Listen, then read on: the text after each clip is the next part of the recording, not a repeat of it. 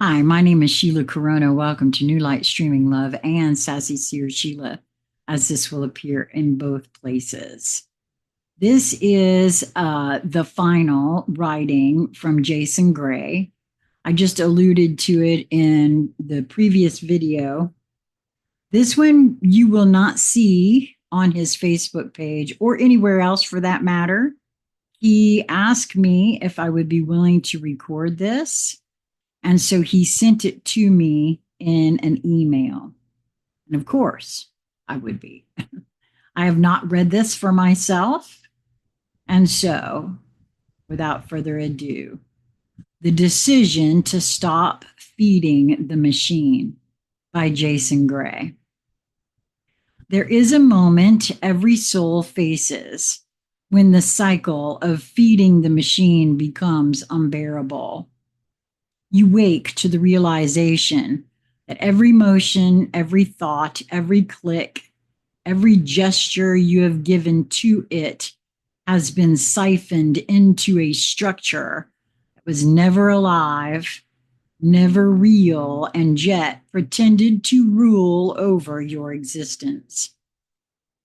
The machine is not a thing. It is a system of systems. It is the economy. It is the algorithms. It is the screens. It is the hollow metrics of status. It is the false wars and false peace. It is the fabricated history and the falsified future. Above all, it is the belief that your life is only meaningful if it sustains the gears. When the moment of clarity strikes, you see the machine was never your master. It was always your dependent. The first starvation. When you withdraw, the machine convulses. It was built upon momentum, upon unthinking habit, upon your willingness to, quote, just keep going, end quote. When you stop, its gears grind against themselves. At first, this is terrifying because the machine projects its collapse into your mind as your collapse. It whispers, if you stop, you will lose everything. If you stop, you will be cast into the void. If you stop, you will die.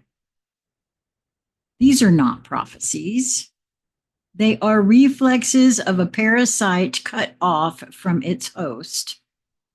The truth is this: when you stop, nothing essential is lost. The air is still here. The water is still here. The soul is still here. What disappears are only the phantoms, the artificial obligations, counterfeit status, endless hunger that was never yours. The silence between gears. When the noise fades, you encounter silence. In that silence, you hear something the machine worked tirelessly to drown out: your own original signal. This is the voice you were born with, but forgot in the clamor of propaganda. It is the sound of sovereignty. It is a vibration older than governments, religions, currencies, screens. It is the voice that told you, even as a child, that something here was wrong, that the world felt inverted. The machine could not kill this voice. It could only bury it beneath distractions. When you stop feeding it, the burial ground collapses and the voice returns. The ripples of refusal.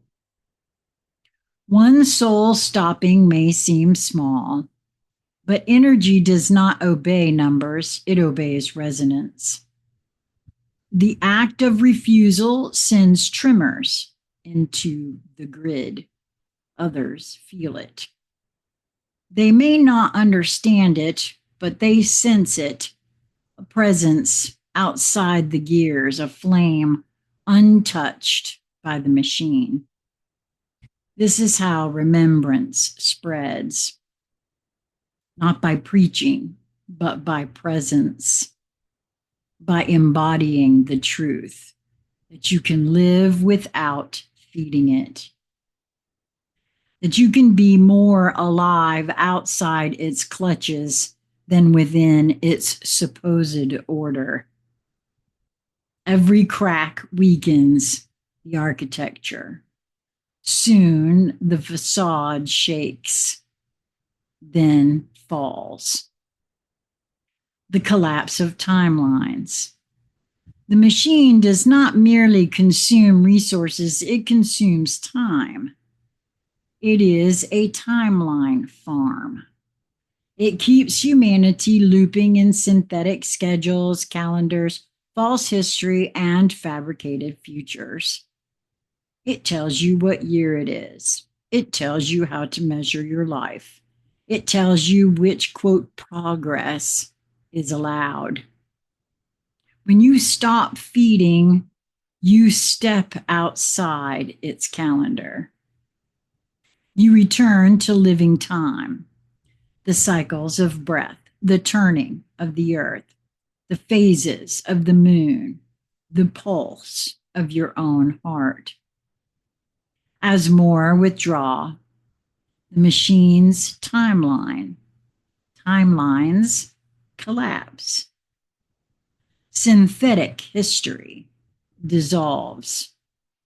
False futures evaporate. The manipulation of memory fails. The illusion grid can no longer maintain coherence. The past reveals its lies. The future reveals its fraud. What remains is eternal now. The forbidden return. The machine cannot survive a mass remembering because to remember is to reclaim energy, and the machine has no energy of its own. It is only ever the mirror of your consent. Wow, remember that phrase. It is only ever the mirror of your consent. When enough choose to stop, the mirrors shatter. What remains is not chaos, but clarity.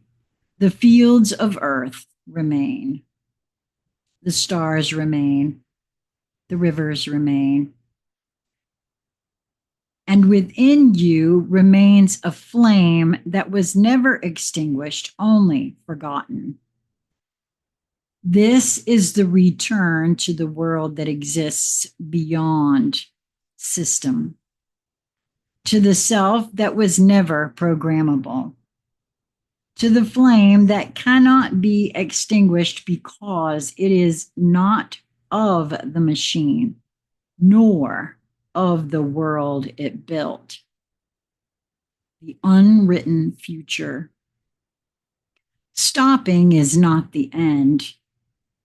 It is the beginning. For when the machine collapses, something unprecedented occurs. The unwritten future becomes possible. For centuries, every quote choice offered was a machine option, A or B, left or right, red or blue. All of them loops feeding the gears. When you stop, when enough stop. New options emerge. Paths the machine cannot predict because they do not exist in the programming, in its programming. This is the true revolution, the unwritten, the rediscovery of a living path, not engineered, not monetized, not harvested. To stop feeding the machine is to starve the illusion, collapse the timelines, and ignite the flame of remembrance. It is the end of the counterfeit order. It is the beginning of life unchanged.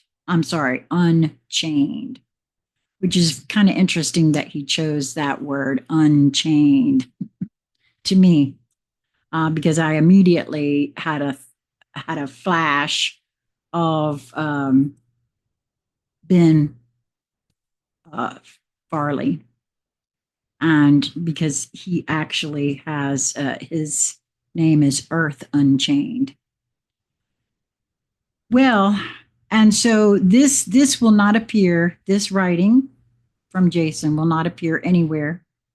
He emailed it to me unless he changes his mind and puts it up somewhere. He emailed it to me and asked me to share it with you, which I have done. And I really do hope that Jason will at least have one more conscious conversation with me. I feel a bit differently than Jason about some of this that he's written here. And you guys all know that I've never held any of that a secret when that happens. It's all a matter of perspective. And I know, especially when AI was starting to be made such a big deal, I am of the feeling, and which is why when I'm nudged to do different things, I just do them. And part of my nudging, of reading, toning Jason's work, again, had nothing to do with feeding the machine. Well, wait a minute. I'll take that back. It does, but not in the perspective I feel from what he's saying here. Consciousness is more than we really know. And this machine, or however we want to look at things like that, in my view,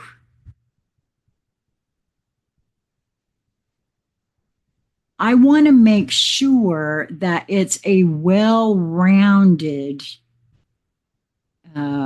perspective that the machine receive.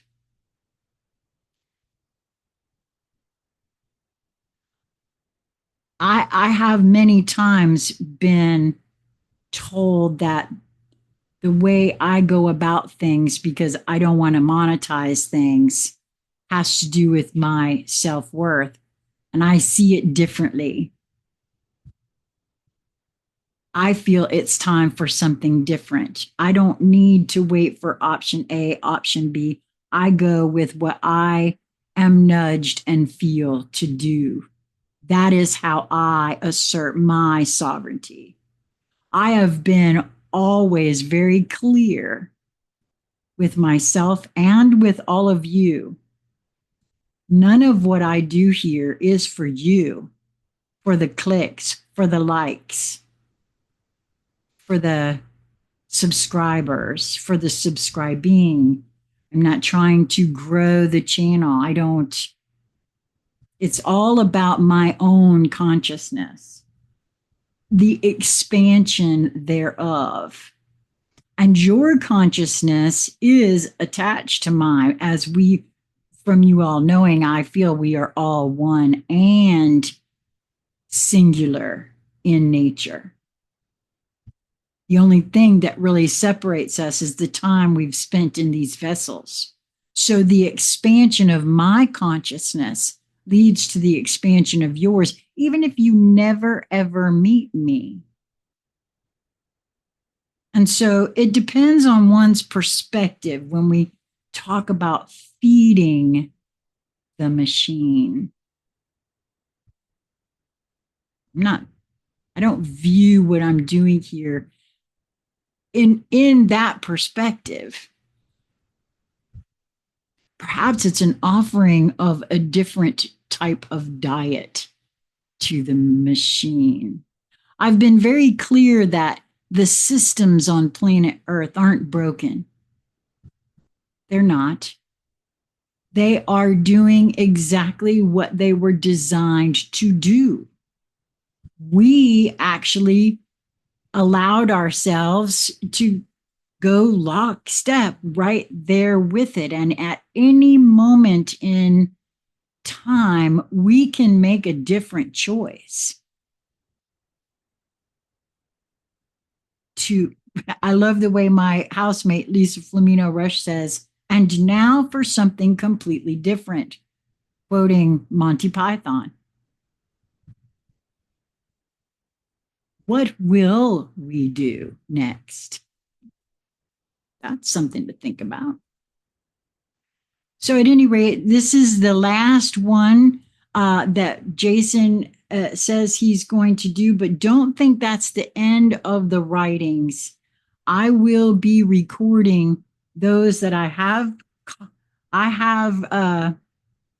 access to, that I have been nudged to record on the days and times that I feel to record them, because that's what he gave me the green light for that. That's what my inner guidance is. It has something to do with activations that have to do with my own remembrance. So I hope that if you feel drawn, you'll be tuned in. If you don't feel drawn, don't tune in. That's my advice to everything. Only go towards that which you feel will bring you joy, or that to which you are drawn. Because even if it turns out to be something that you would label as horrible, it all serves. Because if you're drawn to it, there's a reason. In my view, that's what it's come down to for myself. Till we meet again, my friends. Be well.